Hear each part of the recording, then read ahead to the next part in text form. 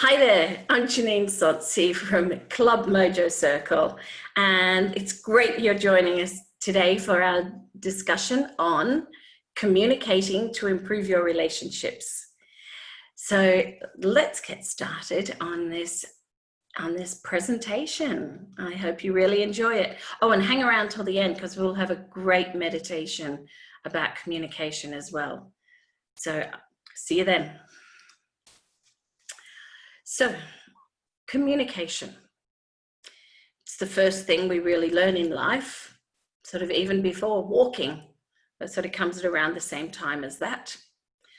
And the funny thing is, once we grow up, we learn our words and we really start talking, the harder it becomes to know what to say, and especially how to ask for what we need.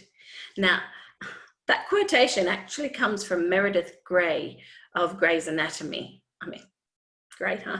But I thought it was really good because it's so true. It's, we start to talk, and the older we get, it seems to be the harder it is to say what we really want to say and what we need to say. So let's have a look at sort of how we form relationships. How do they start?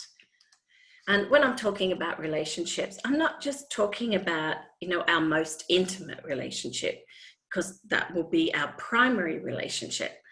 But, we have relationships with everyone that we're talking to. In fact, the definition of a relationship is at least, two people who interact on an ongoing basis. So the start of a relationship is interaction. We start interacting with each other. Then we start communicating. And in my definition, when we're communicating is when we're actually sharing our messages. So we're sending and receiving, and we're connecting, and we're understanding what the other person is saying. Then the step further is relating.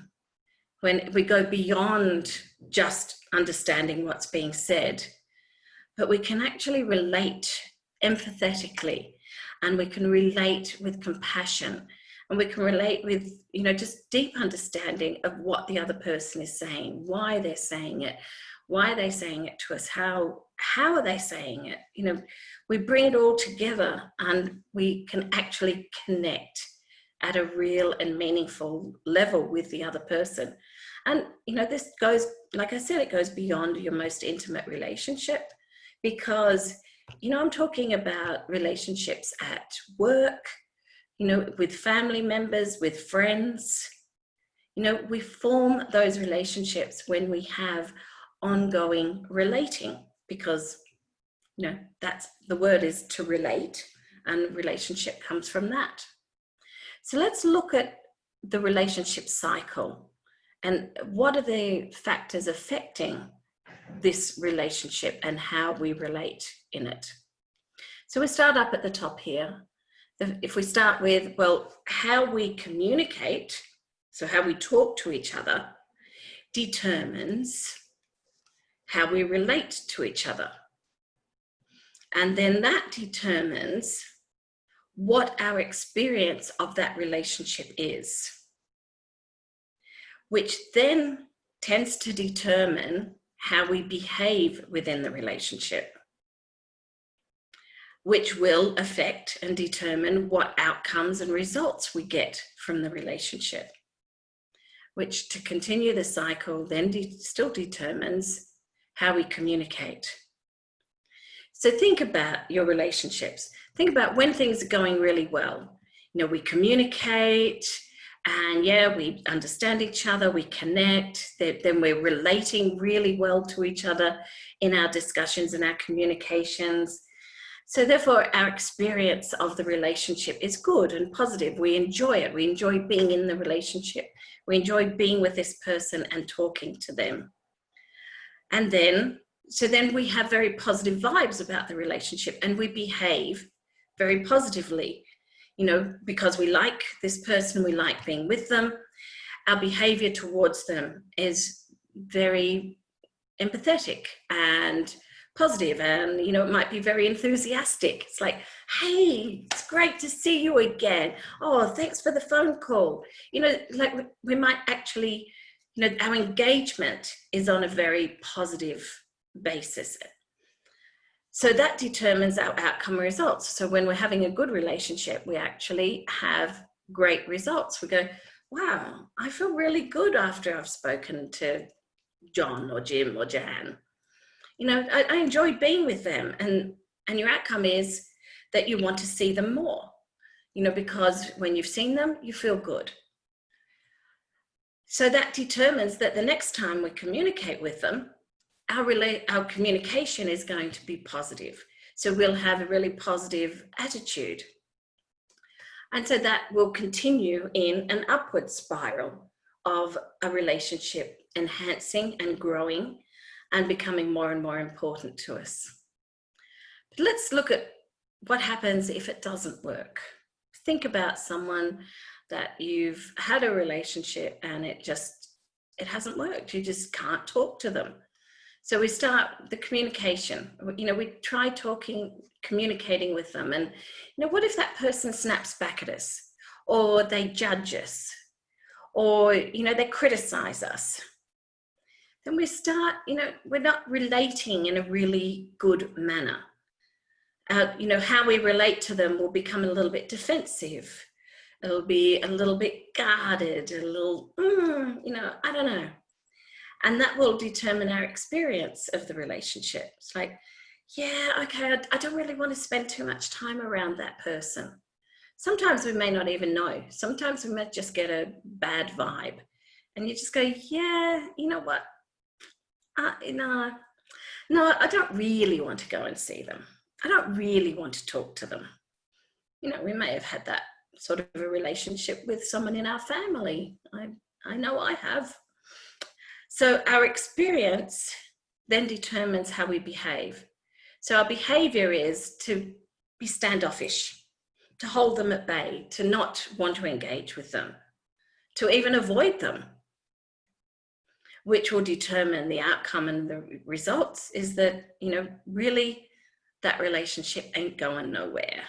The results of that relationship will be, lack of connection. So disconnecting, and then how it'll determine how we communicate, which will be less and less. Or maybe, we get angry at them and we respond in an aggressive way. Or maybe we just shut down with them and we, don't want to talk to them at all. So this is a very important relationship cycle. And I think it just helps to understand that how we communicate determines what sort of relationships we have and what we get out of those relationships. And when I say how we communicate, I said in the last slide, a relationship is based on two people interacting and communicating and relating. So, and I'm going to talk about my book a bit later. I'm going to introduce my book, Get the Balls to Get Real. And I'll tell you what the balls are. And so it's, it's how we communicate, how we relate. It determines everything about the relationship. So we go, oh yeah, that's all really good, when it's positive. But so often, just read this, it's been said that communication is the key to a strong and healthy relationship. Yes, I just said that then. Yet, when things get rough, what you get more often is silence and resentment. Like, who shuts down when you get upset with someone? I tend to, yeah. We tend to either shut down or get angry. Either way, it's not going to help, because what we get then is a communication breakdown. And the communication breakdown can be of two types. It can either be a miscommunication or a lack of communication. We look at miscommunication. Is when a message that's being sent is sent unclearly, like the way that they've sent the message, delivered it, whether they're talking or not, or writing or whatever it might be. It's not clear. It's not clear what they're trying to say. Or we might just interpret the message differently to what they intended. That happens a lot. And in my other presentation and video on communication, how it works and why it doesn't, I talked in depth about the communication process and how that communication breakdown can occur from perceptions and messages being interpreted differently to what we intended. And it might be that there's too much noise around. And the noise can be that we're really busy. It can be physical noise and we don't actually hear the person properly, or it can be mental noise, or it can be noise on the channel that we're sending. And noise on the channel that we're sending, if we're maybe communicating via Facebook messages, and that person gets lots and lots of Facebook messages, then the amount of attention they'll give to our message might be really low. So to communicate something important there, it's not always going to get the result that we want. And the last two, if someone's lying or pretending to be something that they're not, i.e. they're not being honest and authentic, then we're not going to get the right message either. Because we can always tell, we can tell intuitively if someone's lying to us. If they're not being their authentic self, if they're faking it in some way, pretending to be a nice person when really they're backstabbing us. Things like that. We can pick, if we're being observant and really, aware of what's going on, you can pick up that. And that's where miscommunication occurs. And that's where the breakdown starts. But then the other form of communication breakdown is lack of communication. It's where, we're not communicating at all. So what's meant to be said isn't being said because we're not sharing what is important. And this happens in businesses all the time, particularly when managers aren't good communicators and they're not good leaders, and they don't tell the people what they need to know. So the message doesn't get out there, and everyone's stuck in this bubble of blackness, of not knowing what's going on. So it's the worst sort of culture to create in any organization. But it's happened before. I've got, when someone just shuts down, and I know I'm not trying to be sexist here, but this does happen with women more often than men, I think, is something wrong? No, there's nothing wrong. I'm fine. Yeah, right. Sure you are. Sure, I can tell by your body language and your tone of voice that you're not fine. But, it's like, if we just shut down, if there's something wrong and we shut down and we don't tell the other person, how can we ever get to a solution? How can we ever get to a stage where we can communicate and relate and create that positive feeling within our relationship? And besides, as soon as you say, I'm fine, I don't know if you know the meaning of that, but it stands for frustrated. There's another word or two words that ends in up that I might use if I wasn't doing a presentation. So frustrated, insecure, neurotic, and emotional. That's what fine means. So next time you say I'm fine, just remember that acronym and go, oh, am I really frustrated, insecure, neurotic, and emotional? But the main thing with the lack of communication is not being open, not telling, not sharing what needs to be shared, not telling the person, not showing our authentic self to the person that we're talking to. So I mentioned a moment ago about how I could tell, well, it was me speaking, so I could tell because I was saying it, but how I could, if someone says, no, yes, I'm fine, thank you very much. And you go, yeah, I know you're not. And the reason for that, Mehrabian came up with a really good model that explained the emphasis, or, you know, how we interpret the messages from people. And he said that only 7% of our interpretation of the message comes from the actual words used. Only 7%. 38% of the message comes from our voice and our tone. And by that, I mean, it comes from how quickly we talk. If I talk really quickly, then you can't really understand me. And then how can you interpret my message? Or if I talk too slowly, you might get really bored by the time I get to the end of a sentence. Likewise, if we talk in a really high-pitched tone, people don't tend to listen to us quite so much. And the advantage of having a really deep tone is that people do take notice when you talk in a deep tone with definite wording. So how we say things makes a huge difference, as well, 38% difference to the message and how people will take it in. But look at that, 55%, over half of the message is interpreted through the body language. So that is how we stand, how we might have our arms, if it's like constantly fidgeting, or if we're standing with our, you can't see, but our hands on our hips. If we have our chest forward and we're talking to someone, if we're in their face, our facial expressions. You know, what face do we have on? Now, I have been told that it's so hard for me to lie because people can tell exactly what I'm thinking just by looking at my face.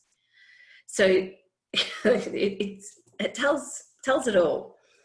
In fact, people say I don't even need to say certain things sometimes because they just look at my face and they can tell what I'm thinking. But it's 55% comes from the body language.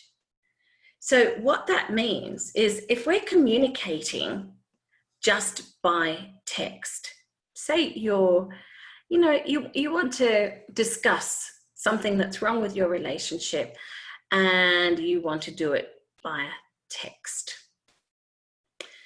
or email, just remember that allows for 93% of misinterpretation, because you're only getting 7% of your message across with your words. So that means that the other person will interpret the other 93% based on their personal perceptions. So just be aware of that when you're communicating next time. Be aware of what your voice is like. Be aware of what your facial expressions are, what your stance is. And think about that when you go, well, how is my message getting across to them? And then I said I'd tell you about the balls. So in this book, which is really small, so it's quite hard to see. I'll put it up closer. There you go. Get the BALLS to Get Real by me. It's available on Amazon if you search for that. And if you're in France and you wanted a copy, you could contact me and I could arrange to get that to you. So I think I'd have to check postage, but it's not very much, maybe 15 euros. And yeah, that's my plug for the day. Well, no, I might have another one later. Anyhow, the balls are the 5 authentic strategies to be a great communicator. And they start with being open and honest. So it's so critical to have a great relationship if it's critical that you are open and honest about how you're feeling and what's happening.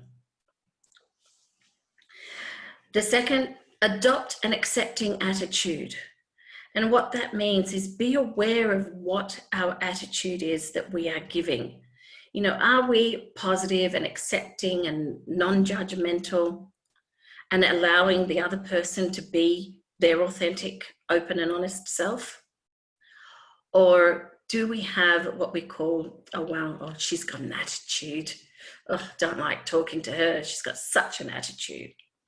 Whenever, I mean, we all have an attitude, don't we, all the time. But whenever people say that, what they mean is she's got a really bad attitude. You know, it's abrasive or aggressive or belligerent. I love that word. It's such a good word, belligerent. Anyhow, enough of that.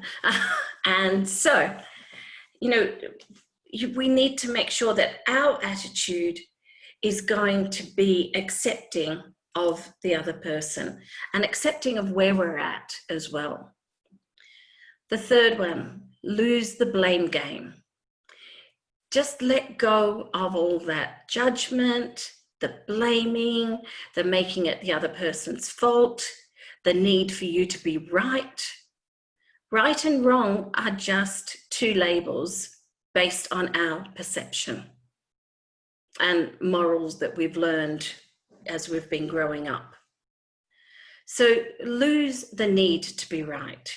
Lose the need to make the other person wrong.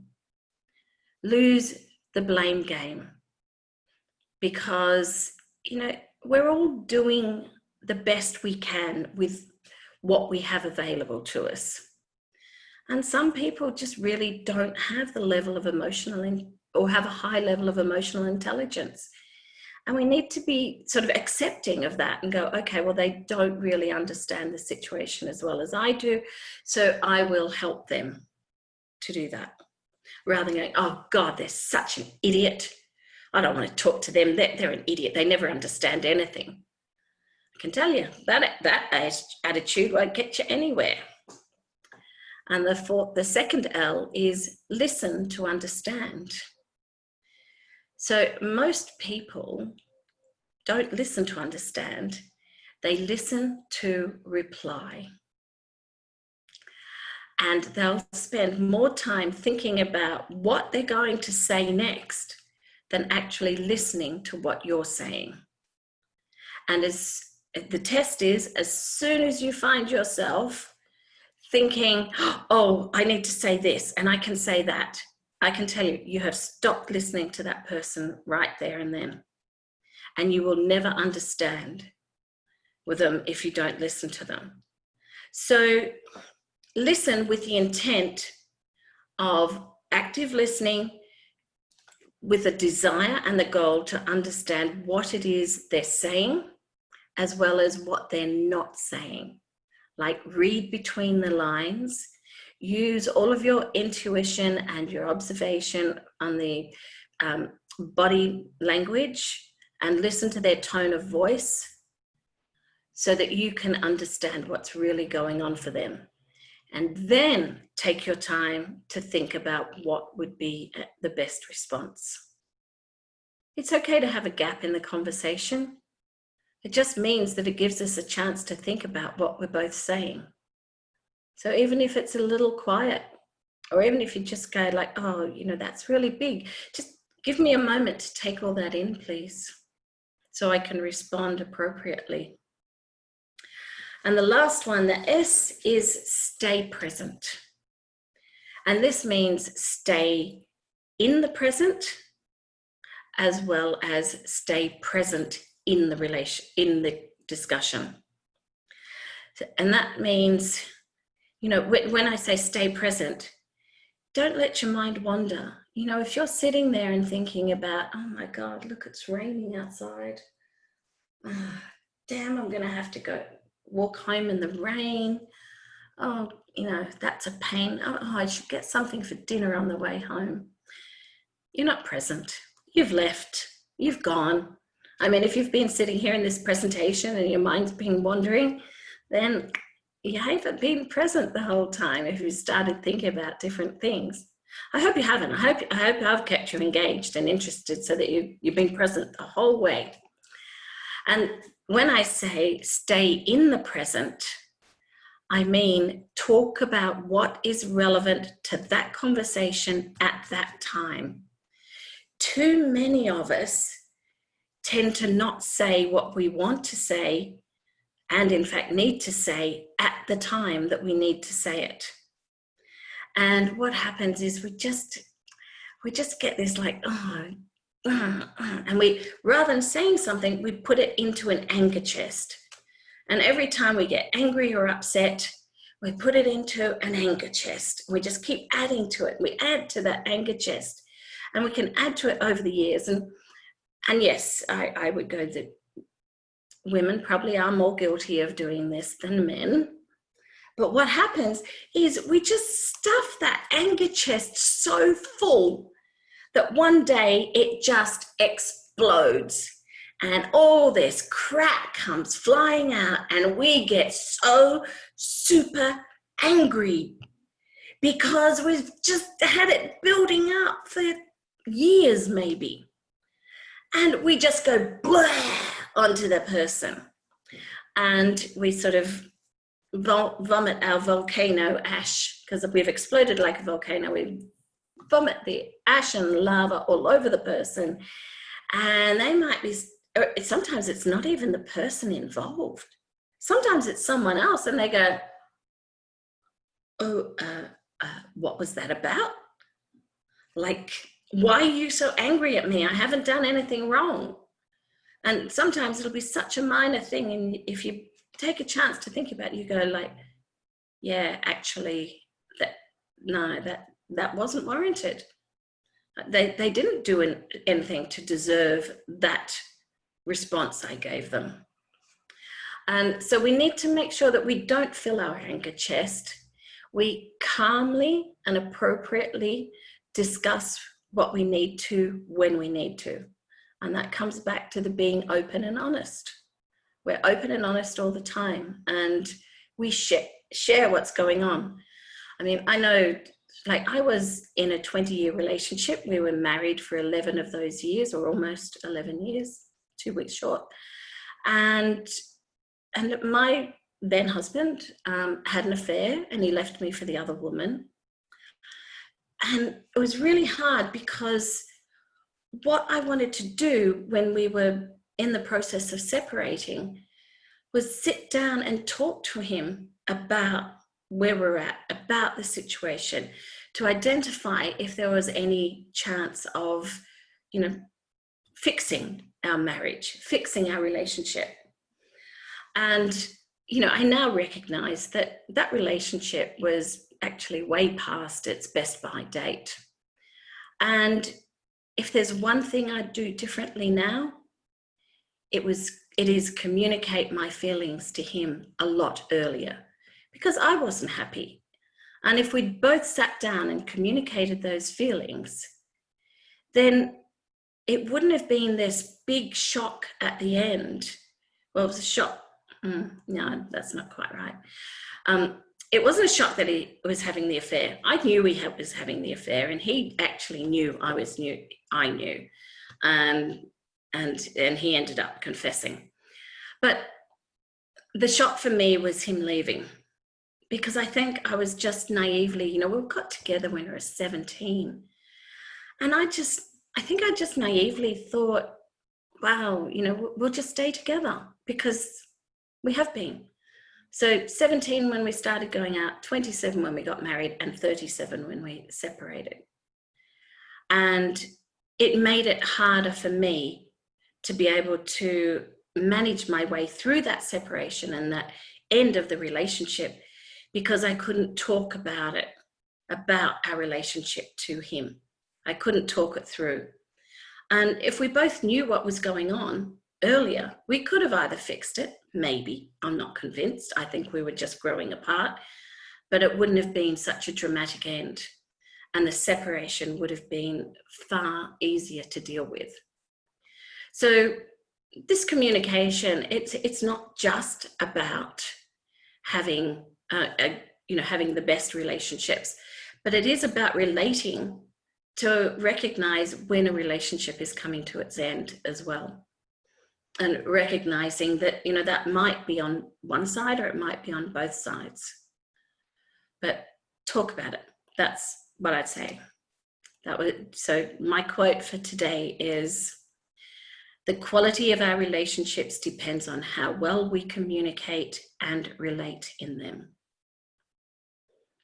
If we do that well, then we can have a good quality relationship, even if we're choosing to end it. It's possible. So that's the end of my presentation for today. And what we're going to do now is go into a meditation. That's what we do. It's our standard for these presentations. And I'm going to invite you to think about your relationships and how you communicate during this meditation. So take a moment, get settled in the seat or lay down if you prefer. Just get yourself comfortable. And take a big, deep breath in and out. And another one in and out. And if I didn't say it already, close your eyes. You've probably closed them. And one last breath, not your last breath, you've got to keep breathing. One last big breath is in and out with a big sigh. Make a noise.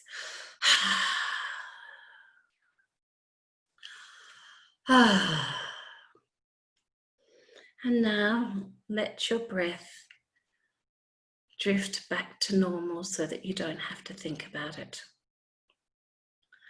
But if you do find your mind wandering during this meditation, just be aware of different thoughts that are coming into your head and look at them like they're through a window and pull a black blind down on your thoughts and focus back on your breath, because that's the way to stay centered in the meditation.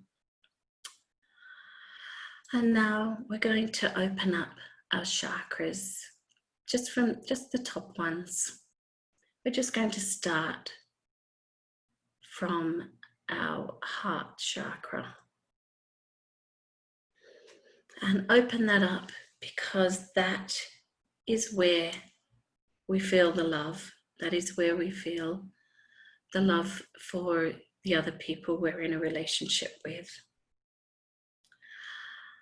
And now up to our throat chakra, which is the most important one for our communication, because this is where we speak our truth from.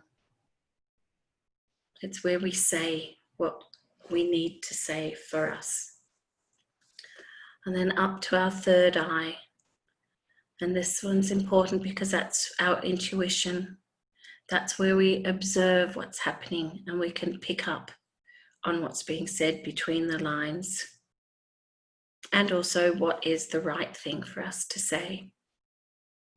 And then up into our crown chakra.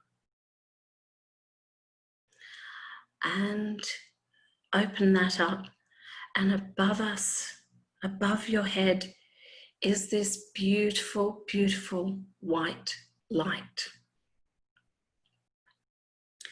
And now we're going to use this white light to just go through our body. We're going to take the white light through our body and check in to see where we have any stresses and tension and help us relax.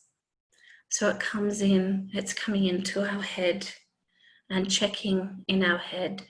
Have we got any tightness at the back of our head? Because that's often where we feel it and hold it. And if we have, send the white light into that tightness and tell it and breathe into it and help it to relax. And then into our neck. Breathe the white light into the neck. Are you holding that tight?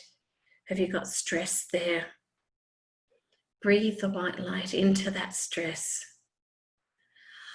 and relax it. Down into our shoulders. Wiggle them around a bit. Are you feeling any stress there? Breathe the white light into your shoulders. And then down into your arms and into your hands. Wiggle your fingers a little bit so that the white light can get right to the tip of the fingers and release any tightness there.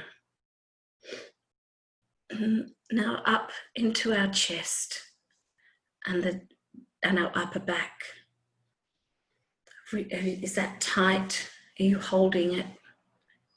Are you breathing deeply, or are you just breathing into the top of your chest? So breathe the white light in. Relax your chest. And now down into your abdomen. And breathe. Is that tight?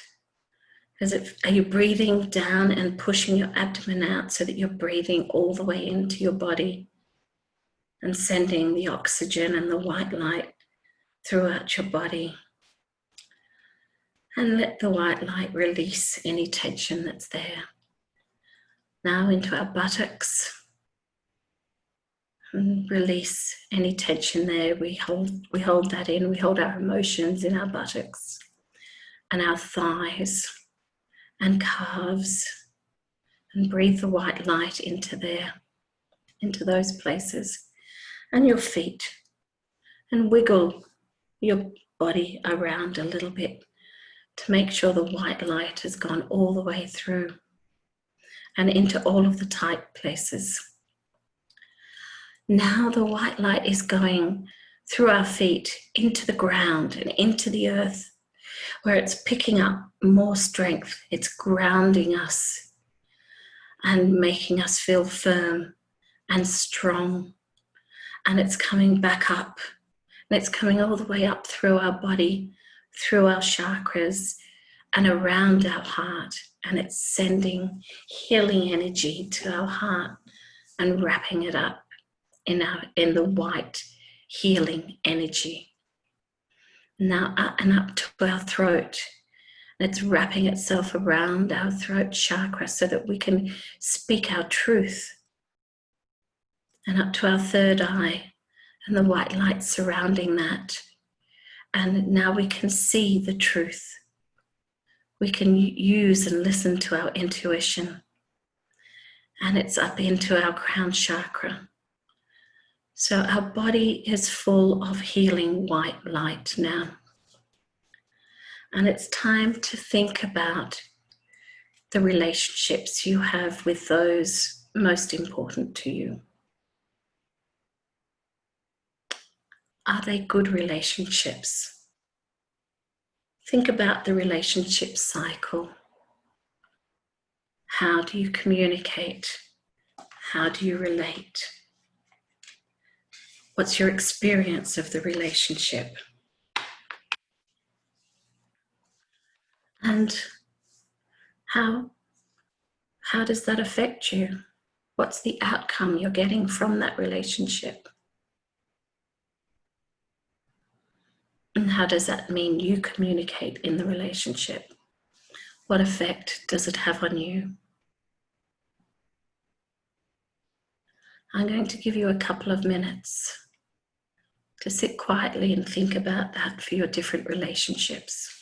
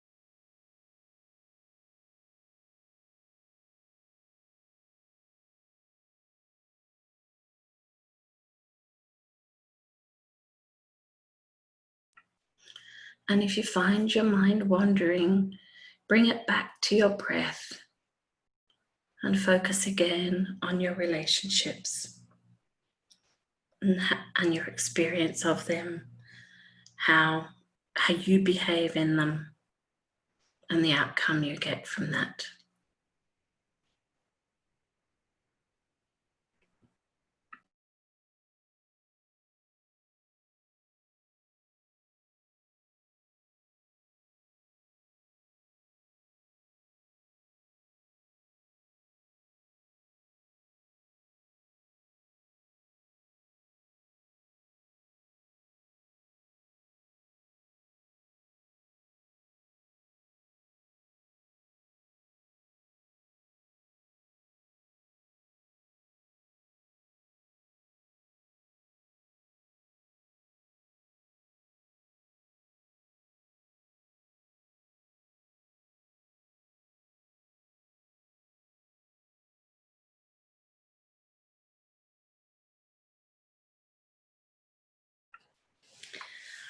Now I'm going to ask you a few questions to help you analyze what you got, the insights you got from that. So, what insights did you get from looking at that? Looking at your relationships, how you communicate in them. And think about any changes that you might want to make. What changes can you make to make sure you get a better outcome or results from the relationship? Sometimes it can be to stop communicating completely if it's a very negative relationship. That's perfectly okay for you to decide that too, because it's about what's right for you. So think about what changes can you make in yourself to get a better outcome from the relationship.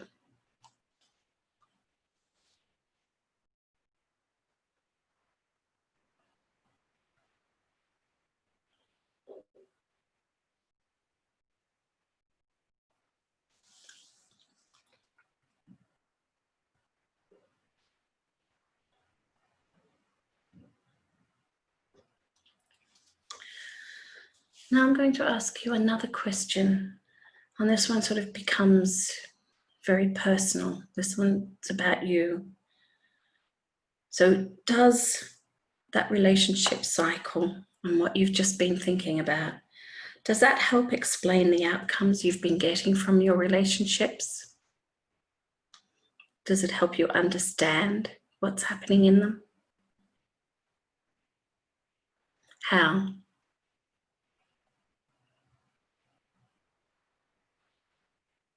How has it been working for you?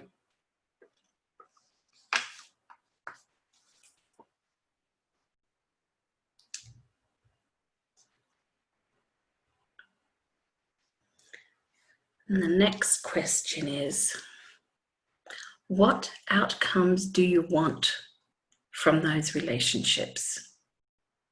How do you want it to be?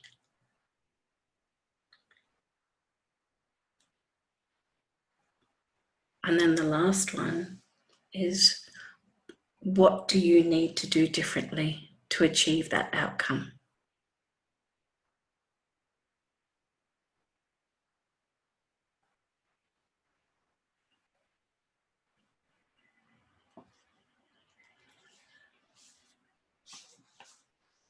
So take a moment longer to think about that for yourself.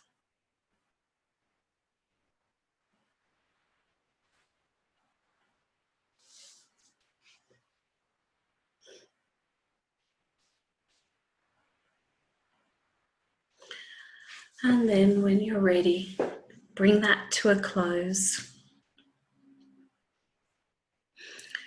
Thank the white light for the insight that it's given you.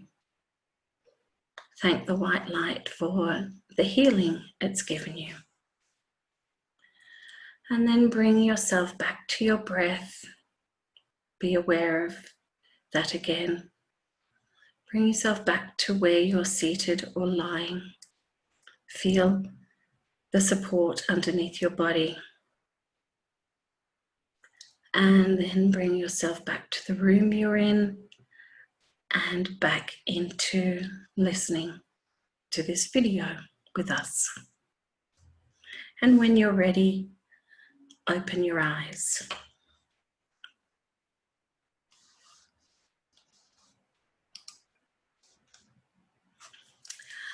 And that's the end of the presentation. I hope you enjoyed that. I hope you got something out of the video. I'd be happy to talk to you more about it if you wanted to contact me. And I'd recommend now that if you've had some really good thoughts, then go away and write them down, because you could have come up with some really good solutions there in that meditation. So thank you for listening to the end. It's been great, and I'll see you at the next one.